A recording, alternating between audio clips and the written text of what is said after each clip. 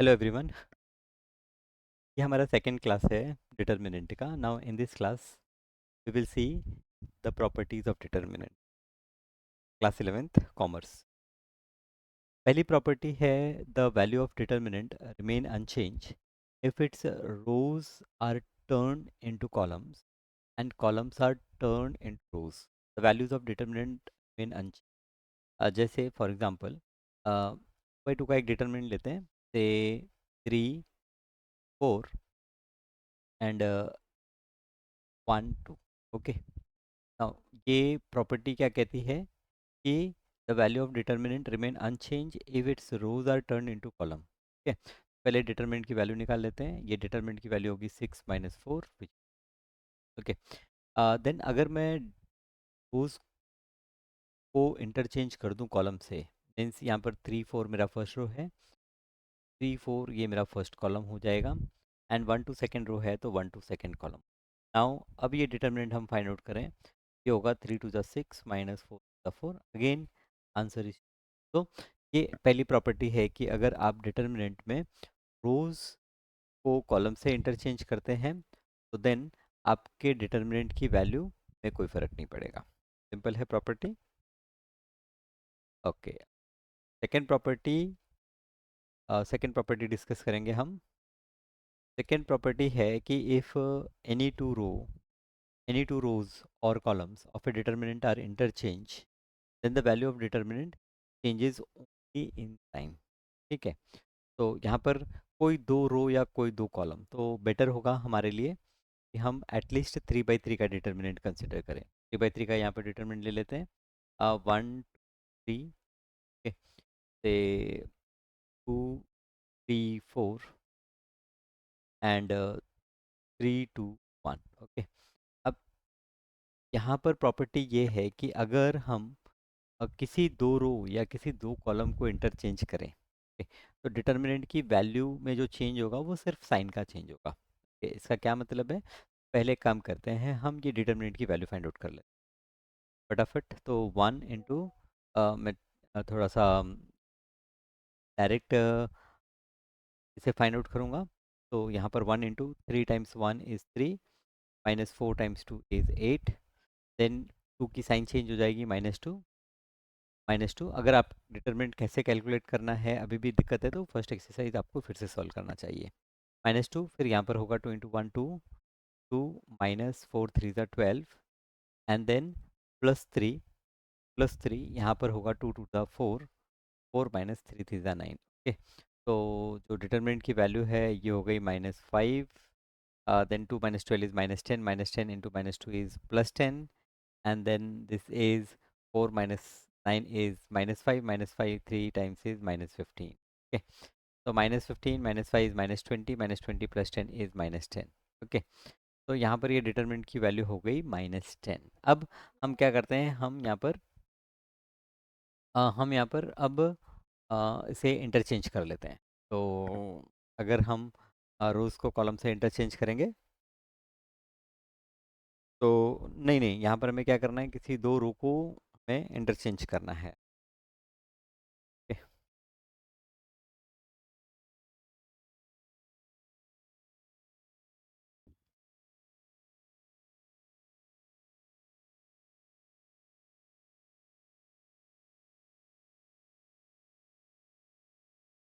ठीक है, तो यहाँ पर हम क्या करेंगे, यहाँ पर जैसे मैं ये फर्स्ट और सेकंड रो को इंटरचेंज कर लेता हूँ। फर्स्ट और सेकंड रो को इंटरचेंज करेंगे, तो सेकंड रो यहाँ पर आ जाएगा 2 3 4, ये होगा 1 2 3, और ये होगा 3 2 1। तो this is equals to 2 time, now 2 × 1 2, -2 3 = 6, -3 यहाँ पर 1 × 1 1, -3 3 = 9, +4, ये 1 × 2 is 2, -3 2 = 6।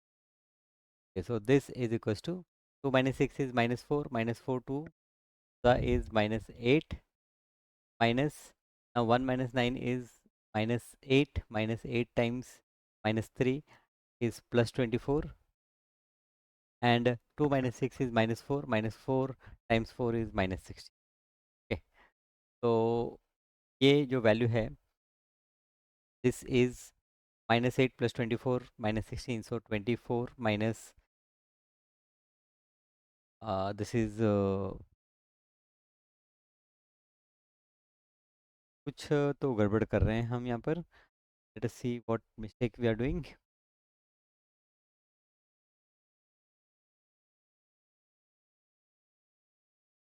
3 minus 8 is -5, this is plus, हाँ, 10 टू द, ये 20 है। Okay, this is okay. अच्छा, ये थोड़ा सा मैंने थोड़ा गड़बड़ यहाँ पर कर रहे हैं हम।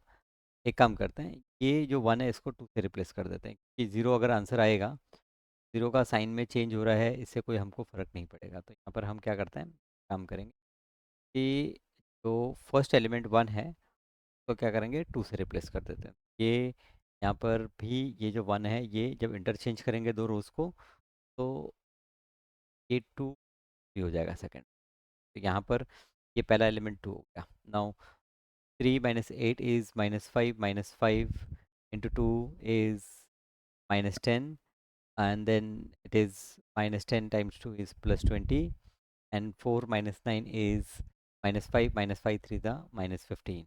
ओके, तो ये हो गया आपका -25 +20, and this is equals to -5।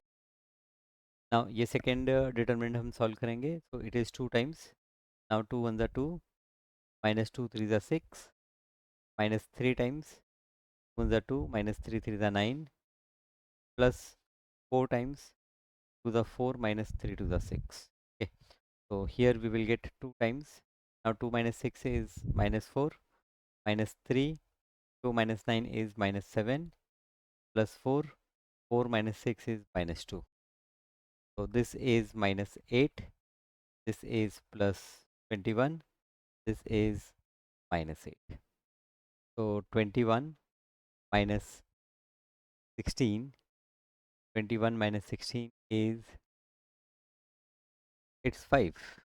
Okay, तो अब यहाँ पर देखेंगे, यहाँ पर आपको आंसर -5 मिला और यहाँ पर आंसर 5 मिला। तो ये जो सेकंड प्रॉपर्टी है, ये प्रॉपर्टी आपको क्या कहती है, ये प्रॉपर्टी कहती है कि जब हम किसी दो रो को इंटरचेंज करते हैं या किसी दो कॉलम को इंटरचेंज करते हैं, तो डिटर्मिनेंट की वैल्यू में सिर्फ साइन का फ़र्क होता है। There is a difference of sign in the value of determinant. Okay, ये आपकी second property. Now third property देख लेते हैं, यहाँ पर प्रॉपर्टी नंबर 3। तो प्रॉपर्टी नंबर 3 है, property number 3 is if any two rows of a determinant are identical, if any two rows of determinant are identical, then the value of determinant is 0। अगर किसी दो रो या दो कॉलम को identical कर दें, लाइक सपोज फर्स्ट रो मेरा 1 2 3 है, एंड सेकेंड रो भी मैं 1 2 3 कर लूँ, और थर्ड रो मैं कुछ और रखूँ, से 3 4 5 ले लूँ, okay? की जो वैल्यू आएगी वो 0 आएगी। तो यहाँ पर ट्राई कर लेते हैं। 5 ज़ा 10, -4 3 ज़ा 12, -2, then 1 5 ज़ा 5, -3 3 ज़ा 9, plus 3, then 1 4 ज़ा 4, -3 2 ज़ा 6. Then this is -2, this is -2 times 5 minus 9 is -4, and this is +3 times 4 minus 6 is -2। Okay, तो ये हो गया आपका -2, ये हो गया +4 टू ज़ा 8, और ये हो गया 3 टू ज़ा -6। ओके, 3 टू ज़ा -6। नाउ -2 + 8 -6, ये क्या होगा, 0। तो ये आपकी प्रॉपर्टी 3 क्या कहती है कि अगर यहाँ पर कोई भी दो रो सेम है, आइडेंटिकल है, जैसे यहाँ पर ये फर्स्ट रो और सेकंड रो आइडेंटिकल है, ठीक है? तो कोई भी दो रो या कोई भी दो कॉलम अगर आइडेंटिकल होते हैं, तो जब हम उसका डिटर्मिनेंट फाइंड आउट करेंगे तो हमें आंसर 0 मिलेगा। ठीक है, ये आपकी का थर्ड प्रॉपर्टी। तो अभी तक जो तीन प्रॉपर्टी की है, पहली प्रॉपर्टी आपकी ये है कि अगर रोज़ को आपने कॉलम से इंटरचेंज किया तो आपका डिटर्मिनेंट की वैल्यू में कोई फ़र्क नहीं आएगा।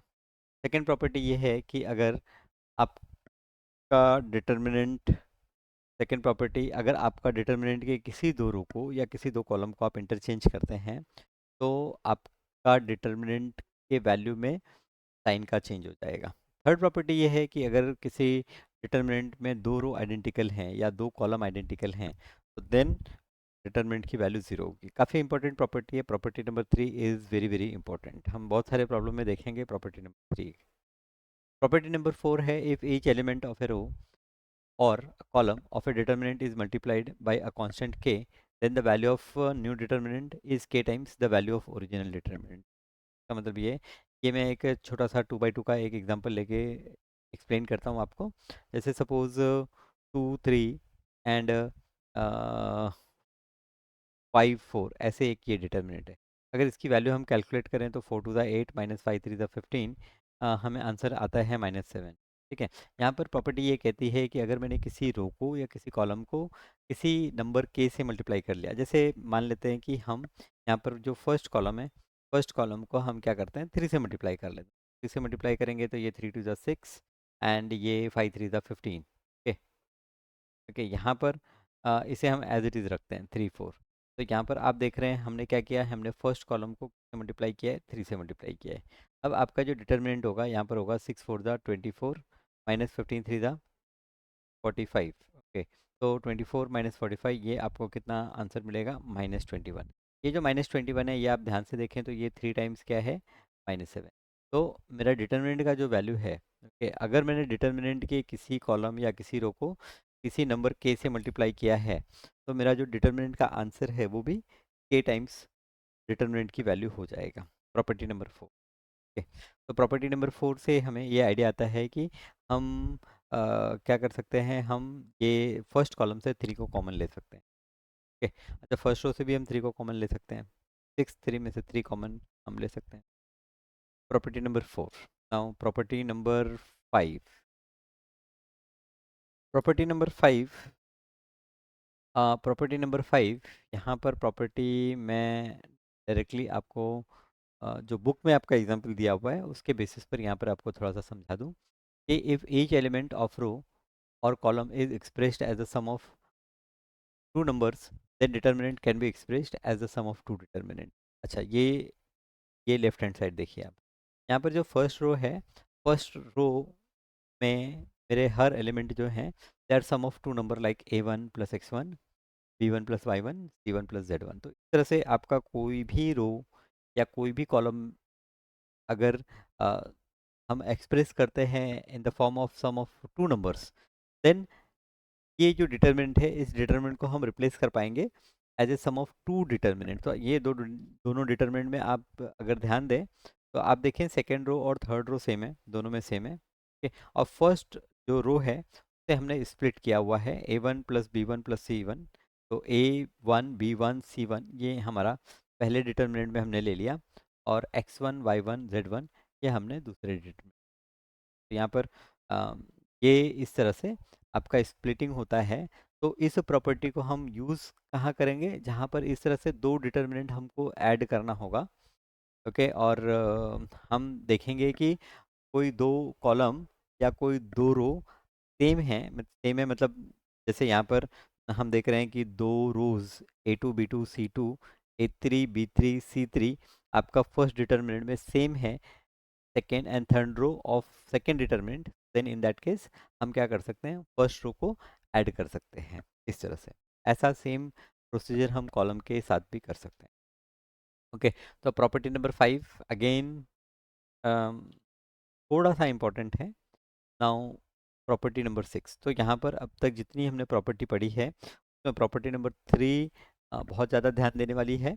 और प्रॉपर्टी नंबर 6, तो प्रॉपर्टी नंबर 6 यहाँ पर क्या कहता है कि if a constant multiple of all element of any row is added to the corresponding element of any other row, then the value of new determinant so obtained is same as that of the original determinant। ठीक है, तो if a constant multiple of any element of any row और column is added. Okay, चलिए 2 by 2 के example से इसको समझते हैं।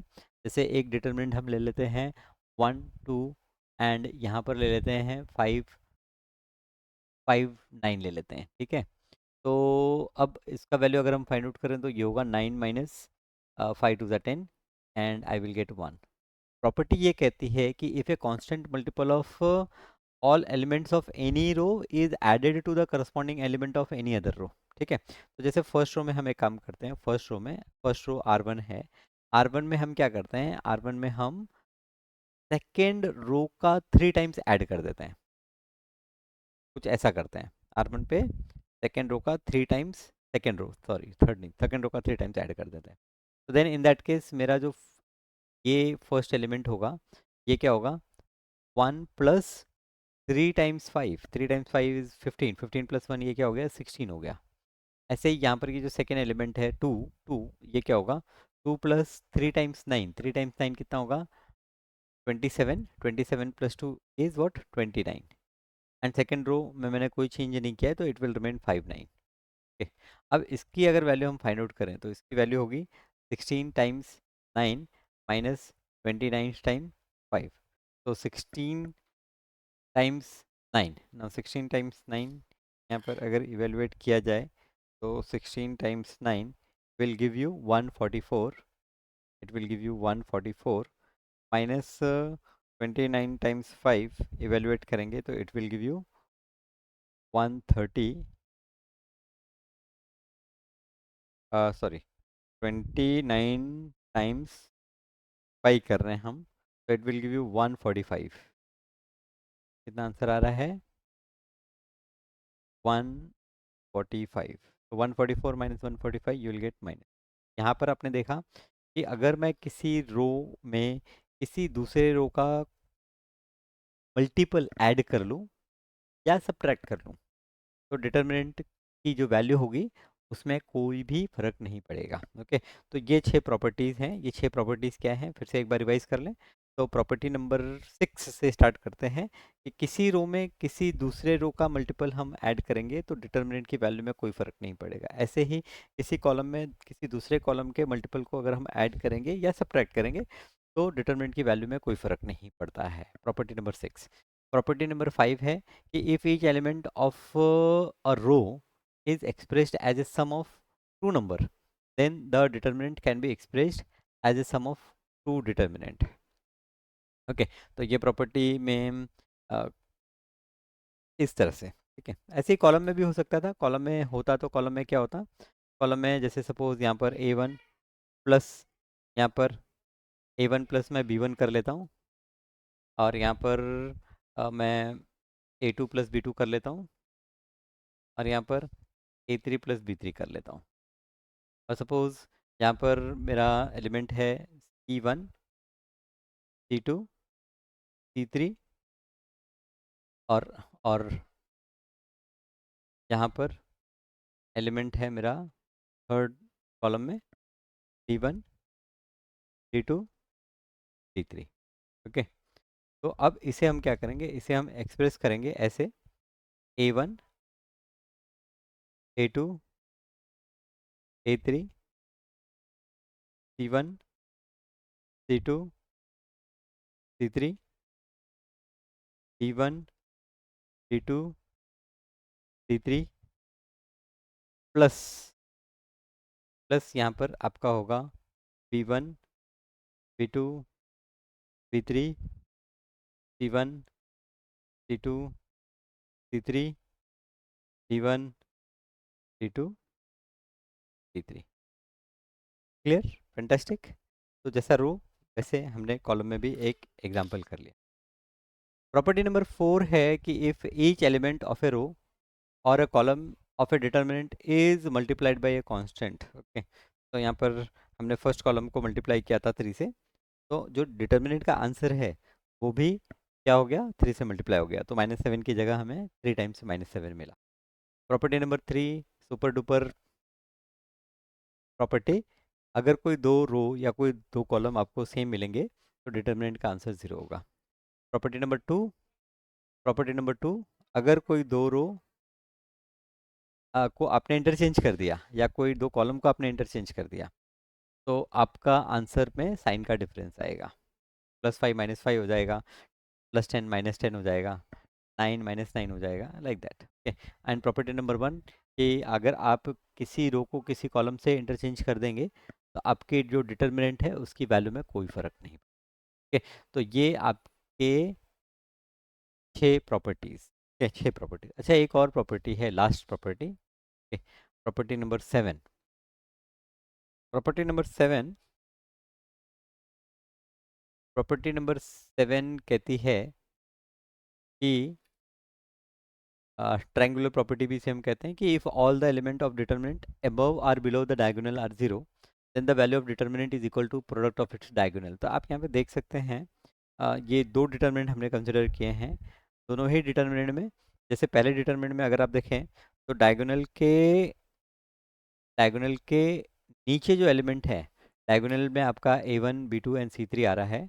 डायगोनल के नीचे जो एलिमेंट है वो सारे ज़ीरो है। ओके, और दूसरे डिटरमिनेंट में आप देखें तो डायगोनल के ऊपर सारे एलिमेंट जीरो हैं, तो यहाँ पर ये आपको जीरो मिले डायगोनल के ऊपर, यहाँ पर ये आपको जीरो मिले डायगोनल के नीचे। तो अगर डायगोनल के ऊपर या डायगोनल के नीचे आपको जीरो मिलता है, तो देन इन दैट केस आपका जो डिटरमिनेंट होगा, it will be the product of its diagonal element. तो ये थी कुछ प्रॉपर्टीज रिलेटेड विद डिटरमिनेंट। अब अगली क्लास में हम कुछ प्रॉब्लम्स सॉल्व करेंगे बेस्ड ऑन दिस प्रॉपर्टीज। तब तक अपना ध्यान रखें, स्वस्थ रहें, मस्त रहें। Thank you.